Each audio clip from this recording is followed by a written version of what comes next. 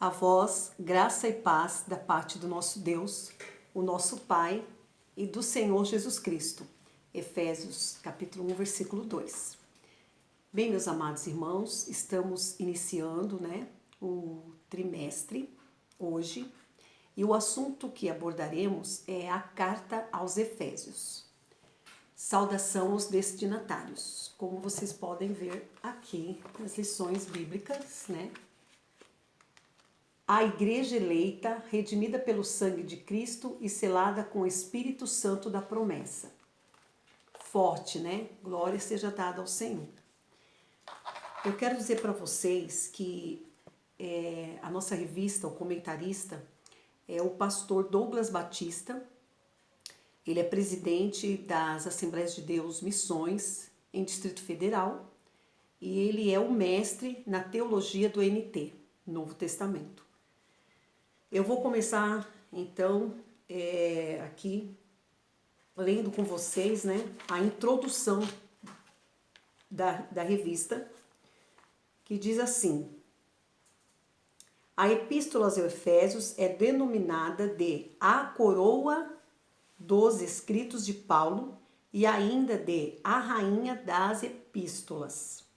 Irmãos, nesta introdução, nós trataremos e aprenderemos, de qual foi o propósito de Deus para com a igreja que se revelou na pessoa bendita de Jesus Cristo. A carta aos Efésios é também tão necessária nos nossos dias atuais quanto foi lá no passado, porque, irmãos, esta carta ela nos conduz a uma verdadeira adoração, ela também nos conduz a gratidão e ela também nos conduz em um melhoramento da nossa vida cristã, tá certo?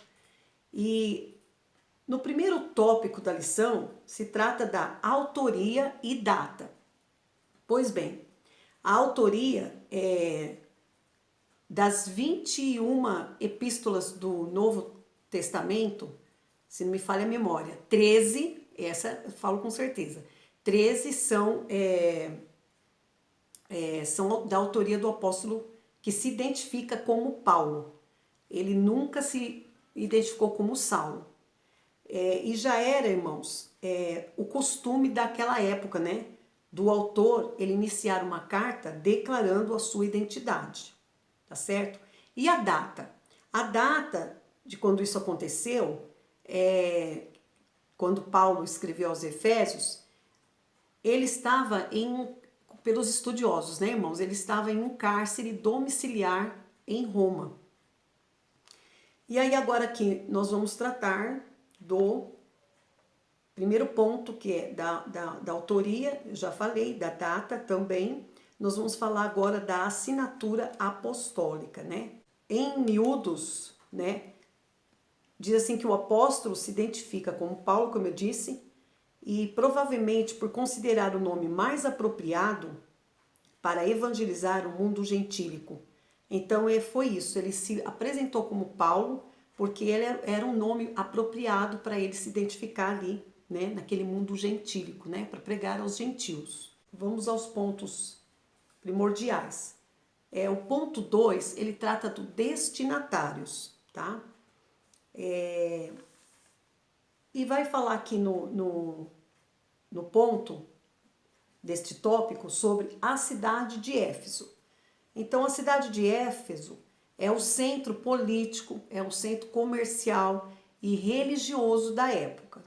Aí eu notei aqui, irmãos, que nessa cidade havia 500 mil habitantes e também lá tinha, aliás, lá existia o maior anfiteatro e também um estádio, onde lá aconteciam as lutas dos animais selvagens e também de homens com animais.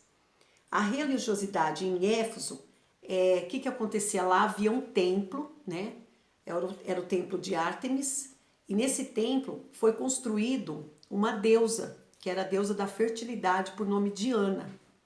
Então, lá, irmãos, em Éfeso, a economia ela dependia de milhares de turistas e o comércio era vendido dentro desse templo era feito um comércio de nichos que era feitos de prata e vendidos ali para um recursos, né? Um recursos financeiro, né? A igreja em Éfeso, lá existia assim, um povo idólatra, um povo que acreditava muito em magia, feitiçarias, um povo levado a bebedices, né? Mas eu louvo a Deus, porque ali na igreja de Éfeso, que é o terceiro ponto do tópico, né? Dos destinatários, Paulo, ele foi um canal de bênçãos ali. Haviam 12 apóstolos que não tinham sido batizados em nome de Jesus Cristo. Eles foram batizados em nome de João. E Paulo leva a genuína palavra, batiza-os nas águas e conduz eles ao batismo com o Espírito Santo. Também ele chegou a evangelizar os judeus lá na sinagoga por um espaço de 3 meses. Mas os judeus, irmãos, eles resistiram ao evangelho. Então, o Paulo alugou um salão numa escola de tiranos e vejamos o que aconteceu. Em Éfeso, Deus usou Paulo poderosamente e a igreja crescia, pois até os lenços e aventais do apóstolo foram usados para curar os enfermos e expulsar demônios. Se você puder, glorifique o nome do Senhor. E assim como Paulo, seja tu também uma bênção, né? Aonde quer que você esteja. Existe num livro aqui complementar, né, que é muito bom para nos ajudar aqui como professores, que tem uma citação que eu achei muito importante em ler. Está aqui: o crente está assentado com Cristo nos lugares celestiais. Efésios capítulo 2, versículo 6. Sua responsabilidade é andar condignamente ao chamado que lhe foi feito. Efésios capítulo 4, versículo 1. E este andar é mais amplamente apresentado como uma guerra na qual ele está empenhado contra Satanás e todas as suas hostes, e na qual ele é exortado a permanecer firme contra as ciladas do diabo. Efésios capítulo 6, versículo 11, onde nós sabemos ali, né, que fala sobre as armaduras de Deus. Irmãos, eu vejo com isto, né, que a igreja sendo o corpo de Cristo e Cristo sendo o cabeça, para eu não ficar só nas minhas palavras, o que eu subentendo disto? Que está aqui na carta de Paulo aos Efésios, capítulo 1, e eu vou ler o versículo 5. Diz assim: por causa do seu amor por nós, Deus já havia resolvido que nos tornaria seus filhos por meio de Jesus Cristo, pois este era o seu prazer e a sua vontade. Portanto, louvemos a Deus pela sua gloriosa graça. Então, meus amados, a igreja, como corpo de Cristo, ela está impelida a andar em santidade.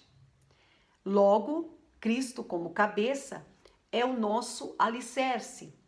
E a batalha é grande, mas a vitória ela é bem maior, porque nós somos a igreja eleita. Essa eleição não é feita por qualquer um, mas é pelo nosso Jesus, aquele que vive e reina para sempre. Que o Espírito Santo possa falar melhor em cada coração e até a próxima aula. Paz do Senhor.